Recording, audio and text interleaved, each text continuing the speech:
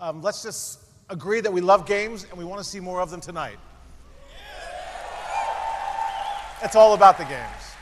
Uncharted Lost Legacy, Days Gone, Monster Hunter World, Shadow of the Colossus Remake, Horizon Zero Dawn DLC, The Frozen Wilds, Marvel vs. Capcom debut Infinite Story trailer, Call of Duty World War II, the debut story trailer, Detroit Become Human, Destiny 2, PlayStation VR titles Moss, Final Fantasy 15, Skyrim, The Impatient, and Star Child. Those were just a few of the games that Sony chose to debut and showcase at their E3 event. If you're the best at what you do, how do you best yourself? This was the question for Sony going into the PlayStation E3 2017 presser, packed with 60 minutes of pure unadulterated PlayStation games.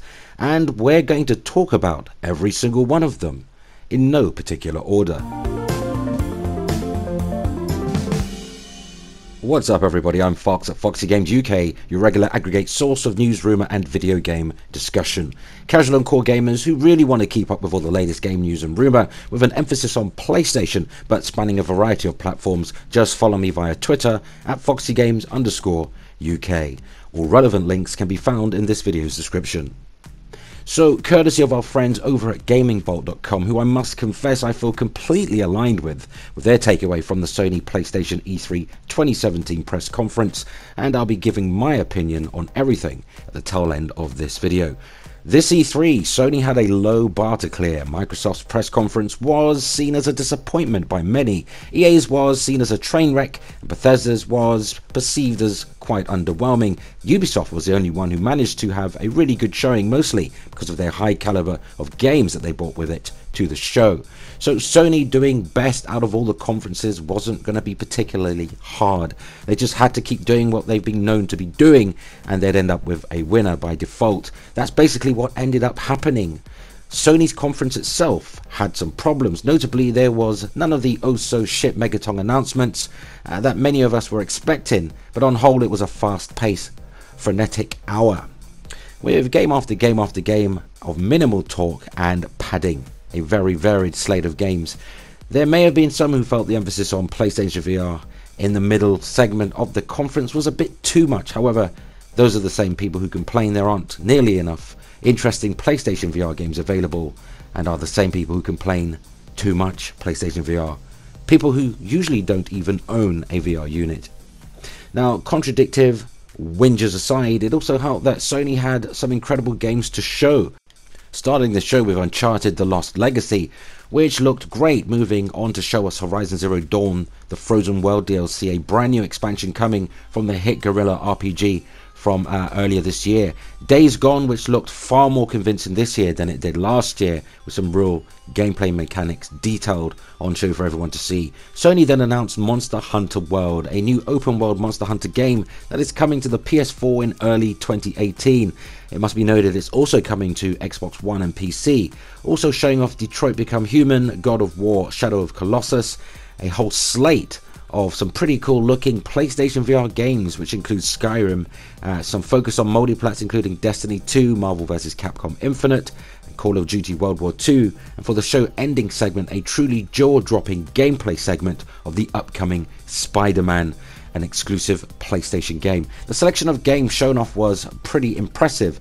The pace was brisk, there was minimal talking, the conference was short and snappy, and Sony even focused on games they are releasing in 2017 or early 2018, which basically addresses the biggest complaint with their conferences in the past few years, and many of them being accused of games that are releasing too far out in advance. That said, there were a few problems, and the argument to be made that they focus far too much on PlayStation VR, particularly for those who don't own PlayStation VR. I don't feel this, but there was a vibe from some on social media, some who have zero investment in PlayStation VR.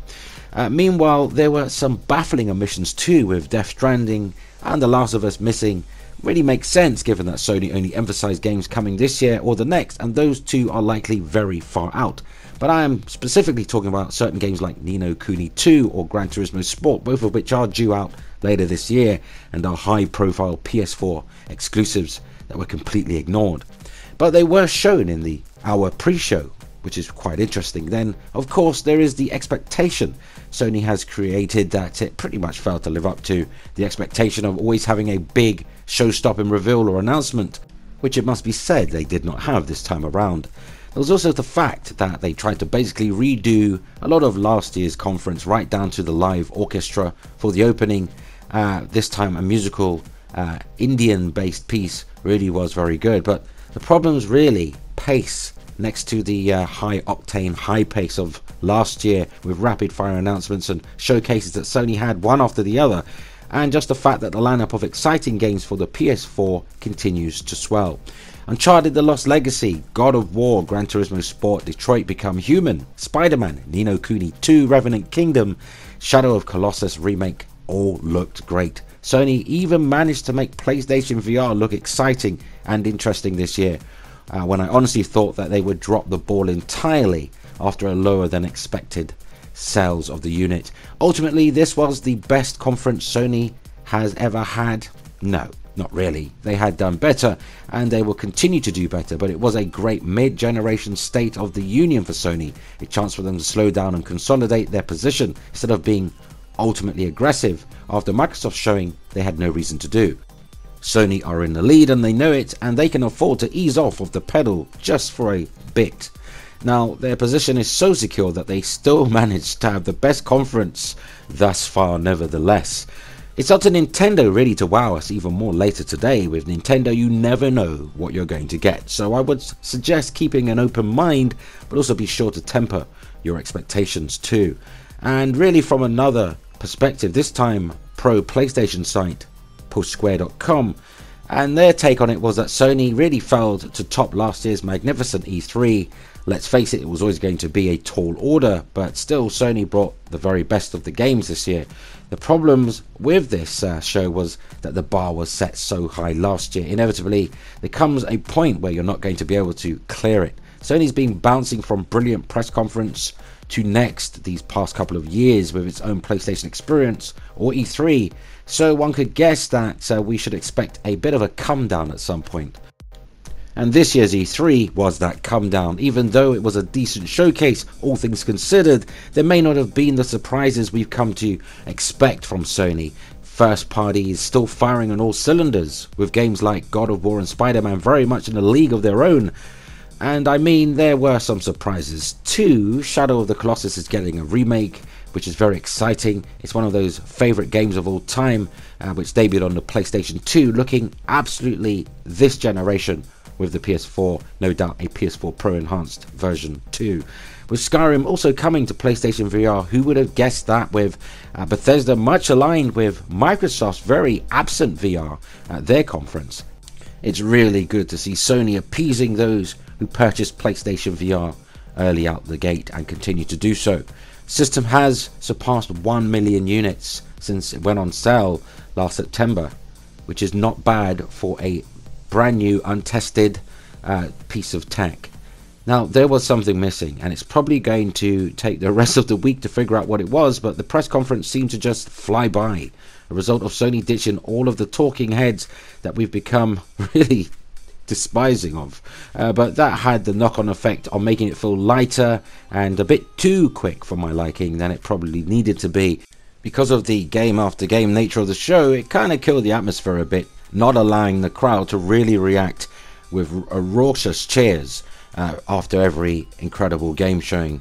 And the orchestra was pretty classy, and a lot of stage theatrics designed to accompany the trailers worked to some degree, but saying that, with the exceptional 2016 Sony events we were spoiled on, perhaps we're just getting harder to please. We want to be surprised, but we don't want to look too far into the future. We want to see gameplay, but we haven't got the patience to see the full demos fully unfold. We want a Shenmue 3 moment, but they are far and few in between. Let's be realistic here. Now, Sony holds more than one press conference a year, and it still has 2 shows in 2016 that are on fire, and clearly keeping Sucker Punch on the lowdown until PlayStation Experience 2017 a little later this year is no bad thing. It's working on something, and we'll definitely all see it eventually, and we are really getting sick of seeing games shown but released years and years down the road anyway. So Sony put on a rock solid show. I don't think you can really argue against that. Right from the off, right out the gate, it was game after game after game, and for the most part everything looked ace. A very buoyant Sean Layden even fired shots at Microsoft, calling their Sony games true exclusives, and he was the only human to grace the stage over the course of the entire hour, and his 2 separate appearances were very brief, as he promised pre-show. And as a press conference, it really doubled down on the non-stop structure that Sony introduced last year and Microsoft went on to follow this year. Once again, the PlayStation maker went in hard with exclusive titles. It opened things with a great looking Uncharted The Lost Legacy trailer, then followed up with a reveal of the expansion for Horizon Zero Dawn and a lengthy look at Days Gone with a lovely gameplay demo. It was also an opening that set the pace for the rest of the presser. However, this opening would also come to highlight Sony's desire to keep things relatively safe this year, and that's the only real criticism one can have with the show. For all its consistently impressive first-party prowess, Sony's event did little to really blow the audience entirely away. The aforementioned Days Gone looked incredible, but we've seen it before and we knew that it was coming. God of War, returning for its second E3, looked fantastic, and to my surprise, I later learned God of War was running on a bog standard PlayStation 4. Detroit Become Human and Spiderman looked to be running on the Pro, but after God of War, I can't say I'm 100% certain anymore with what they are managing to etch out of the standard PS4. For the first time in years, Sony's E3 presentation lacked any true impactful surprises. Don't get me wrong, I was very impressed with the show as a whole, and Shadow of Colossus remake was a real highlight. With Monster Hunter returning to PlayStation is a pretty big deal also, but neither announcement quite lives up to seeing Cloud's remade Buster Sword or watching a bearded Kratos emerge from the shadows. And that's really the other issue here. We've grown so used to watching Sony absolutely smash E3 that a conference was always going to come along sooner or later that just was a little bit disappointing, and I feel like this was that E3. But hey, let's not forget Sony now spreads its content over several big shows per year. E3 is no longer the be all and end all. We've got PlayStation Experience 2017 to look forward to, and ultimately I don't think this conference is going to be remembered at all as their best in the future. In fact, I don't think this E3 as a whole is going to be remembered much past the end of the summer, but I reckon Sony still put on an incredibly solid show. At the end of the day, it's all about the games, as Sean Layden stated, and on that front, the Japanese giant continues to deliver. And that's pretty much where those 2 articles end, and I added my own 2 cents into them, interjecting at points. And this is where my opinion begins. So here's the thing. Having the benefit of going after Microsoft, Sony likely had an E3 Conference A and an E3 Conference B. And yesterday Sony felt under little pressure, actually no pressure at all, from the Xbox event the day before, that they probably held back a lot of stuff. Like if Microsoft revealed a $399 Xbox One X, then PS4 Pro would likely have received a $50 price cut. Similarly, I feel like if Microsoft dropped even more exclusives, meaningful exclusives that their fan base had not seen before, I feel like Sony would have pushed out a lot of the games that they shied away from this year. Similarly, I felt like Sony were under no pressure to push entirely new games we know they are working on, but one can only speculate on what they are. So Sony can now continue with their winning formula, tending to reveal new games at their own PlayStation Experience, then going on to show more trailers of those games and detailing them at following E3 events. It's just how Sony seems to do things these days. All things considered, I'd rate Sony's E3 a solid 7.5 out of 10, and I would rate Microsoft's as a 7 out of 10, putting it on par pretty much with the Xbox E3 event, only slightly better, knowing that they had true exclusives. Even though Sony showed actually true exclusives compared to Microsoft, this year Sony were going up against themselves with the excellent E3 2016 showcase, and off the back of last year's phenomenal PlayStation Experience 2016. So if we're being really realistic, this year's PlayStation E3 conference was always going to be subpar compared to last year's. It's like when the late Michael Jackson just couldn't top the sales of his own phenomenally successful Thriller album, no matter what album he put out in the subsequent years following. But what of Sony's closest rival, the competition, Microsoft, Xbox One X? Well, first up, I have no horse in this race. I own all three platforms, Xbox One S, Switch, and PS4 Pro, so this year's E3 was mostly all for someone like me. And yet, according to what I've seen on social media, Xbox fans are championing games like Anthem, which is now deemed somehow far superior to Destiny purely because Sony have the marketing rights to Destiny 2. Well, Anthem is now being treated as if it's a first-party title by many of the most staunch Xbox fans. Anthem is coming to PlayStation 4, and it will also receive enhanced features on the PS4 Pro. Yes, you can call that dynamic 4K, as are a lot of the Microsoft games shown in their presser. Alleged Microsoft games are mostly third-party IP coming to a PlayStation 4 near you. The more I learn about Xbox One X, the more I think Sony really has nothing to worry about in terms of the 1.8 T-flop power advantage Xbox One X has over the PS4 Pro. Xbox One X isn't the monster Team Xbox claimed it to be pre-show. Many third-party titles are confirmed to run at 30 frames per second on the Xbox One X, using a very similar 4K rendering technique as the PS4 Pro's checkerboard rendering, aka dynamic resolution. Microsoft's is called sparse rendering, and they'll be using it to assist Destiny 2, believe it or not, to have a native 4K resolution. So it will go dynamic resolution when the system is under load. Could be that CPU, that heavily customized CPU, and Microsoft aren't really talking much about. Microsoft seems to be only speaking about the RAM bandwidth, the amount of RAM, and that GPU. But Microsoft are saying very little about the CPU, the custom Jaguar CPU. So that is clearly bottlenecking, which is why the system has to use a form of dynamic resolution under load, hence Destiny 2. And that is confirmed, people, confirmed by Bungie. So yeah, you know, a lot of the games are going to run at 30 frames per second on Xbox One X, as I stated. Some will have native 4K, some will have below native 4K, sub native 4K, just like the Pro. This Xbox One X is actually looking like an Xbox One X Pro, the more I think about it. In fact, Microsoft are themselves craftily defining Ultra 4K, native 4K, true 4K, even if it uses sparse rendering, even if it uses dynamic resolution, they're still going to claim it as Ultra 4K, true 4K. Shocking. You heard that correctly. Microsoft will claim true 4K even if it is not. This has been confirmed, people. And those of you using social media are losing your minds right now. The flack Sony was given, the back and forth exchanges between some of the Xbox and PlayStation fanbase, accusations and trifling pitiful arguments concerning fake 4K, faux K, and this dynamic 4K, with some accusing Sony of attempting to mislead potential PS4 Pro customers.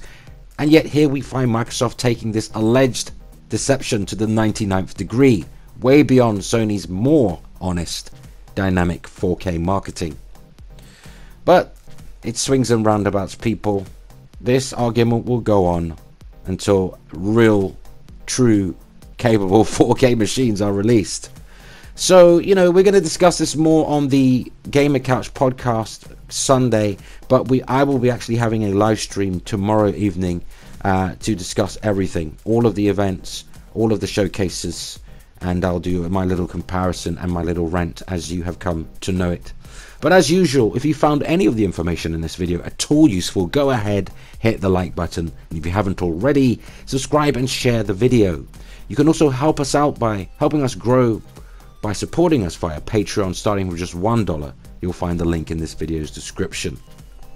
So pretty much all in all, I'm quite pleased with E3 in general. There are a lot of games shown, but so far for me, it has to be Ubisoft coming out on top. in terms of what really surprised me. Obviously Sony for their exclusives, and I would say Microsoft in third place this year, with Bethesda coming in fourth, and EA, despite the wonderful Star Wars Battlefront and a certain game about escaping jail, EA was pretty much underwhelming to me. But anyway, let's look forward to Nintendo's spotlight later on today, and until then, take this foolish advice: always play games, not corporations. I'll see you later. Thanks for watching, everybody.